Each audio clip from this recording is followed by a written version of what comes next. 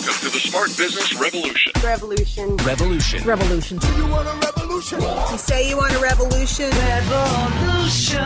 The revolution. It's going on right now.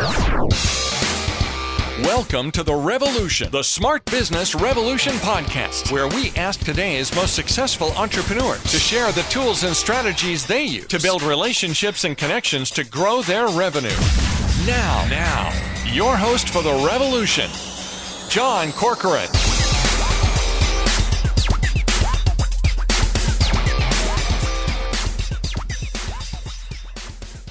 All right, welcome everyone. John Corcoran here. I am the host of the Smart Business Revolution podcast, and this is a live episode with my co-host, Dr. Jeremy Weiss. Dr. Jeremy Weiss. This is also going to be on inspiredinsider.com, so you could check it out after this live on Smart Business Revolution or Inspired Insider. And this episode, before we get to our great guest, we've got Larry Chester, I'm going to introduce in a second, of CFO Simplified. This episode is brought to you by Rise25, our company, where we help B2B businesses to get clients, referrals, and strategic partnerships with done-for-you podcasts and content marketing. You are listening to a podcast right now, or maybe you're watching it live. And if you ever thought, should I start a podcast? Well, I've been saying yes for 10 years because it's such a privilege to get to talk to smart people like Larry, who we have here today, an expert in numbers, which is something that we could all use help with. If you want to learn more, go to rise25media.com or email us at support@rise25media.com. And before I get to today's guest, I want to give a big shout out to Provisors, which Jeremy is very active in and Larry's very active in, and they connected through that. Lisa Meredith in particular, who runs Provisors. Adam Grace, phenomenal tax attorney and PPP expert. We want to give him a shout out as well for all the great work that he does. But I'm excited because our guest is Larry Chester, and Larry has served as CFO for 25 years for companies including I'm going to butcher this. Vos Company, Republic Windows and Doors Air, I can handle that one. United Service Companies, I can handle that one too. And High Sierra Sport Company, helping them eliminate losses and improve financial operations and reporting. And in these times of COVID, this is more important than ever. And he realized that he enjoys the challenges of helping companies that are working their way through a crisis like COVID. And so he joined as a bankruptcy trustee for several years, which I did when I was practicing law, not being a bankruptcy trustee, but worked with trustees. So I know that's not an easy job for sure. Analyzing financial conditions of client companies through that role and managing them through these difficult times. So that's tremendous background. And we are really privileged to have you here today, Larry, with us. But let me start with just asking you about the name, CFO Simplified. How did you decide to name your company CFO Simplified? And what does it mean to you? Why choose that name?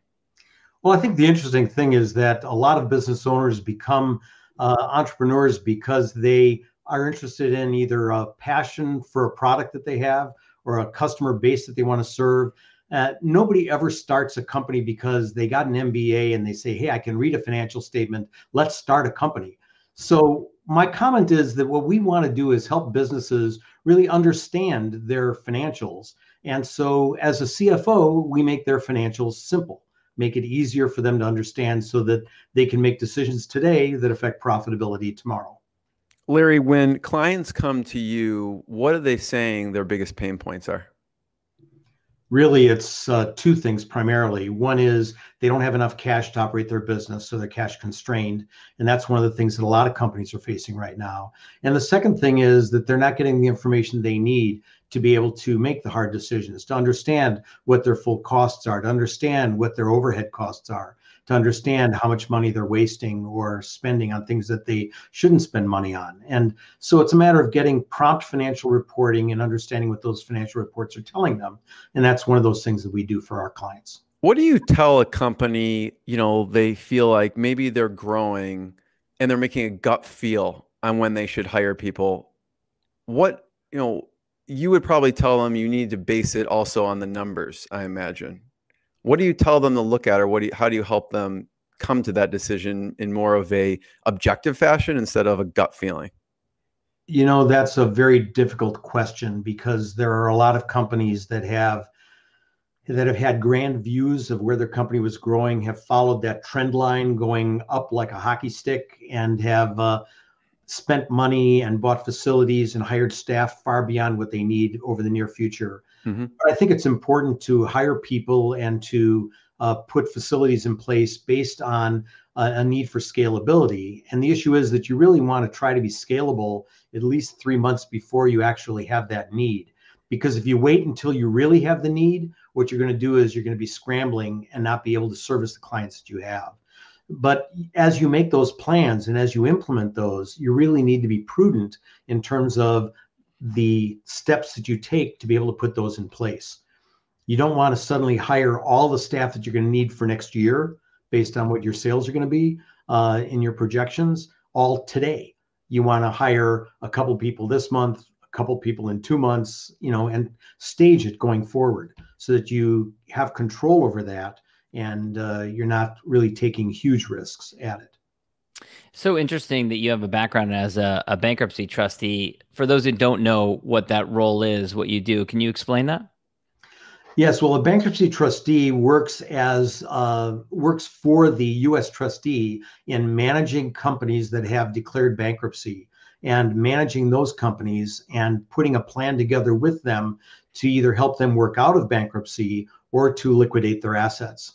And then the money that's collected is then given to the creditors that they have. It's such an interesting background and role for the challenges that companies are experiencing right now, going through COVID, cash flow problems, that sort of thing. Because the trustee is essentially taking over a company and, as you said, determining either liquidation, so just selling off all the assets, winding up the business, or in the case of Chapter 13, correct me if I'm wrong, helping them to navigate through this crisis and emerge, as many large American iconic companies have done. So how does that background, that experience, how does that affect the work that you do now, helping companies through this crisis, the COVID crisis? Well, I like to say when I was working for the bankruptcy trustee, I did two things. One, I took companies and separated the assets and sold them individually, or I took assets, put them together to create a company and sell it as a going concern. And so I think the issue is understanding truly what a company needs to operate and be profitable and be able to operate skinny. Okay. How much staff do you really need to be able to operate? How much cash do you really need to be able to operate? And the issue of being able to put together an effective cash flow forecast, understanding how much cash you need, not just today, but how much cash you're going to need 60 days from now, 90 days from now, to be able to pay the bills, to be able to buy inventory, to be able to service your customers. You don't want to be in a position where you suddenly face what one of my clients faced once, where I had been chasing him for 3 months, and he finally called me one day and he said, Larry, he called me on a Tuesday. He said, Larry, you need to come to work for me tomorrow. I said, okay. So Wednesday morning, I arrived at his plant and he ushered me into his office and closed his door. And he said, I'm so grateful to have you here. Now that I've got a CFO, your first job is going to be to figure out how we're going to cover payroll on Friday. Wow. I mean, the issue is he should have been planning, at least 30 days in advance to know that he was going to be short on cash. Then there's all different things you can do to be able to collect cash and put things together so that you have that ability. I'll say, interestingly enough, I was able to get his money together to be able to cover payroll on Friday, but It wasn't easy. Wow. Hopefully he then worked with you a little bit more proactively going forward after that. Right. Yeah. Just drop that in your lap. So what was the first thing you did or thought about when he said that to you? We need payroll by Friday. I think my first comment was, you've got to be kidding. Really? But the issue is trying to understand where you're going to be able to get money from. And companies get money in a number of different ways. They get money by not spending money and keeping the money that they have. They borrow it, or they borrow it from different people, or they literally have their owners put cash back into the business. In this particular case, the bank had topped out. They weren't giving us any more money. And so what I did was I went to their customers and said, we need to buy inventory to be able to deliver your goods. Will you give us a deposit against the order that we have pending to be able to buy the inventory? So we used that money to buy inventory and also to pay payroll and to deliver that product the following week. I love that. There was also an example scenario with an internet reseller. You want to tell us about that? Yeah, I mean, some of this gets into the issue of financial reporting. I like to say that we help companies with what I call financial statement visibility. And that means when you look at your financial statements, do you see information that allow you to make changes today that affect profitability tomorrow? Well, the big issue is, are your financial statements telling you what's really happening in your business? So there's two basic ways of looking at financials.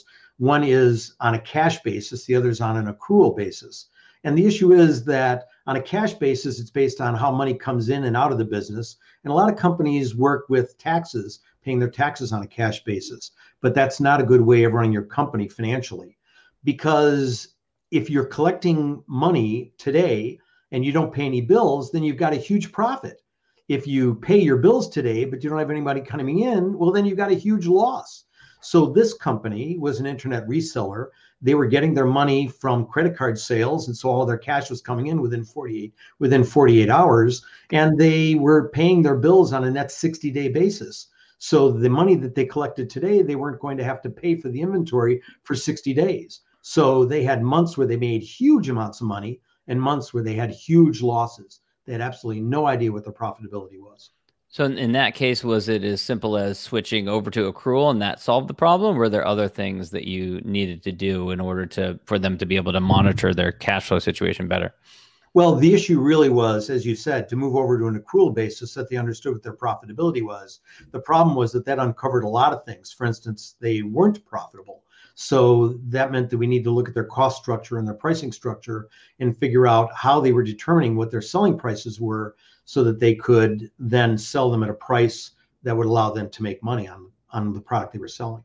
Got it. And you know, one of the criticisms you hear about financial statements is that they're backwards looking and they are a reflection of what's happened in the business up until that point. So how do you help clients to look at their numbers in a way that projects what's going to be happening in the future so that they catch problems before they occur, and not, as in the case of your manufacturing client, on a Tuesday and the SHIT is hitting the fan on Friday?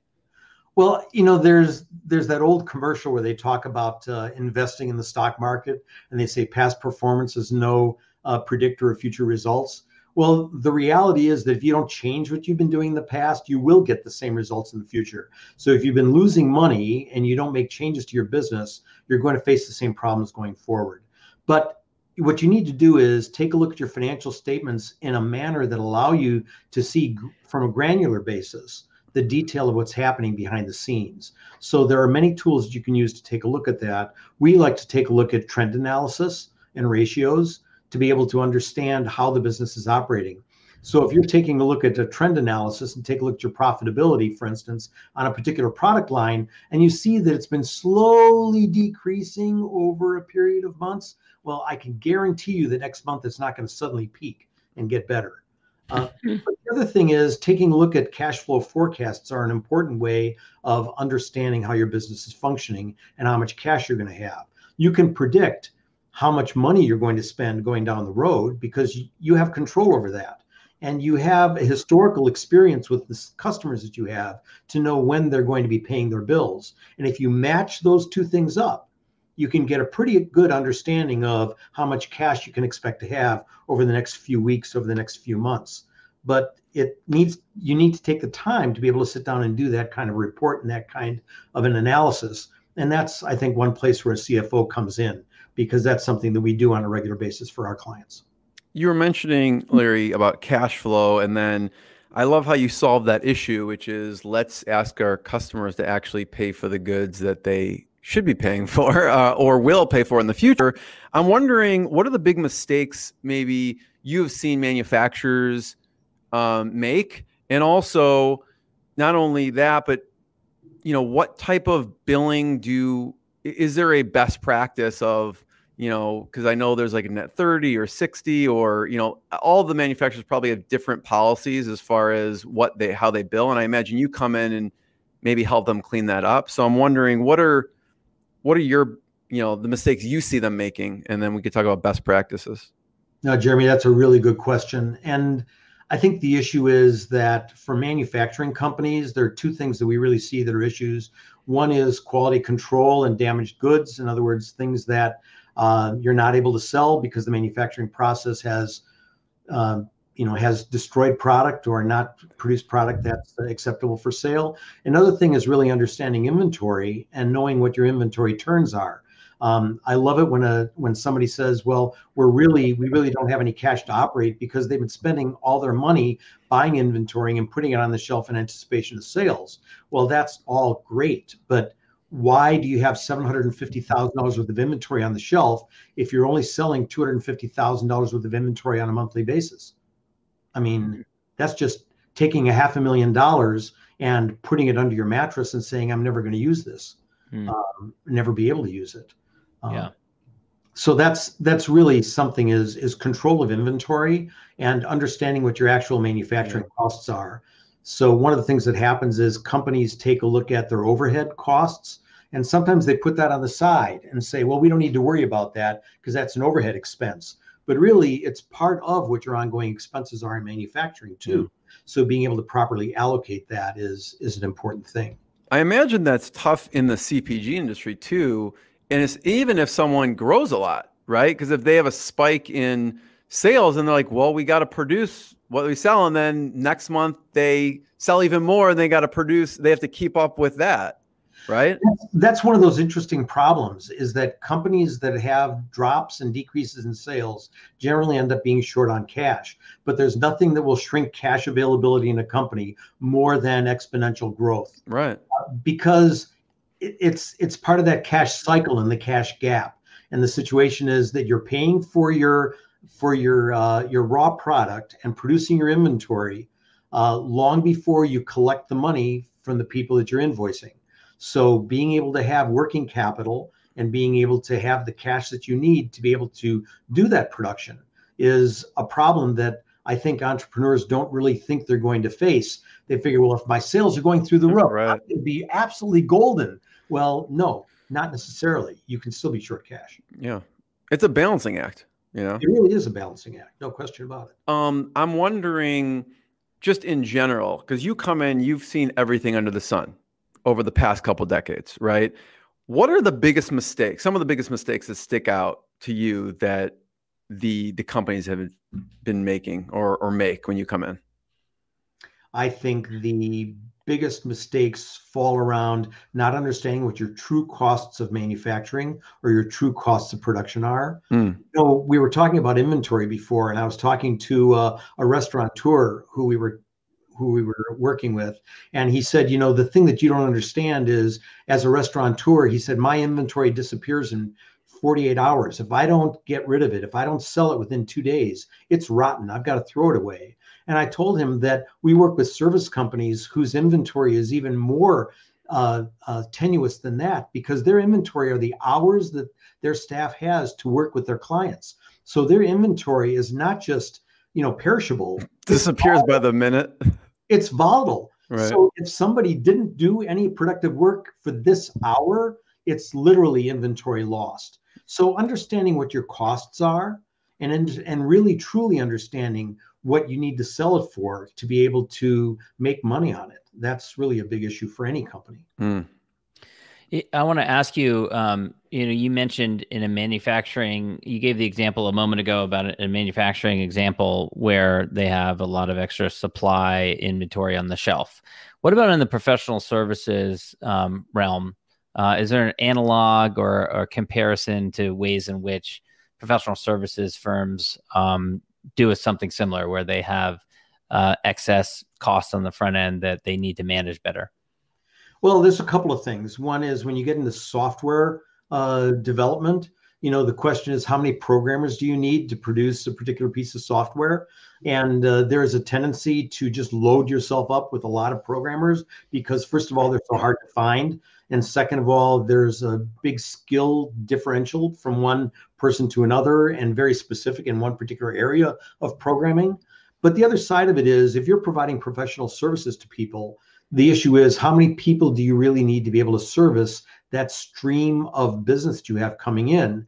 And part of that is also not just that, but as people come in, are you looking at a steady flow of business? So for instance, if you have, let's say 2 days a week that you're really busy and you have twice the number of people coming through your door that you have on other days during the week, do you really want to staff up for those 2 days? Have those people just sitting around doing nothing during the other 3 days when you don't have that much business? That balancing act is really a difficulty for service businesses. And it really is an issue of managing inventory, just as for a manufacturer. But the inventory that you're managing is really hours available to service clients. John, I have one last question. So I don't know if you have one last one, but before we do, I want to just tell people they can go to cfosimplified.com and check out Larry's website and what they're doing. They have an amazing team there. So check it out at cfosimplified.com. Check out other episodes of both Smart Business Revolution and inspiredinsider.com, and check out Rise 25. My last question, John, I don't know if you'll be able to top this question. So maybe you want to go first, but is that a challenge? Are we throwing down the gauntlet here? Yes. Let's see what your question is, Jeremy. So my last question is, your favorite story memory from University of Wisconsin? Oh, I could crush that. You could crush that. Jeez. Well, it depends on how Larry answers it. I can break Larry down in tears, make him cry like Oprah style. Go ahead, Larry. I love being at the University of Wisconsin. I think the most interesting memory I have, and this is just one of these weird quirks, is that in the Ratskeller, in the student union down in the basement, the ceiling is in a perfect hemisphere. And so you could sit at one end of the Ratskeller at a table and listen to the people talking all the way over on the other end, because the acoustics and the geometric pattern of the room allowed you to hear everything they were saying, even though they were whispering. Wow, that's crazy. I didn't know that, actually. Yeah, you got to be careful, Jerry. That's very dangerous. Yeah, exactly. Larry, I also want to mention, if you go to LinkedIn and connect with Larry or Lawrence Chester, congratulations, you hit 20,000 subscribers on your LinkedIn newsletter, CEO Business Insights. So they can go check that out as well. We'll put a link in the show notes, put a link in the LinkedIn Live for those who are watching live. And Larry, such a pleasure. Thanks so much for taking the time to talk to us. I've really enjoyed talking to both of you, John and Jeremy. Thanks very much for your time. Thank you for listening to the Smart Business Revolution podcast with John Corcoran. Find out more at smartbusinessrevolution.com. And while you're there, sign up for our email list and join the revolution. Revolution. And be listening for the next episode of the Smart Business Revolution podcast.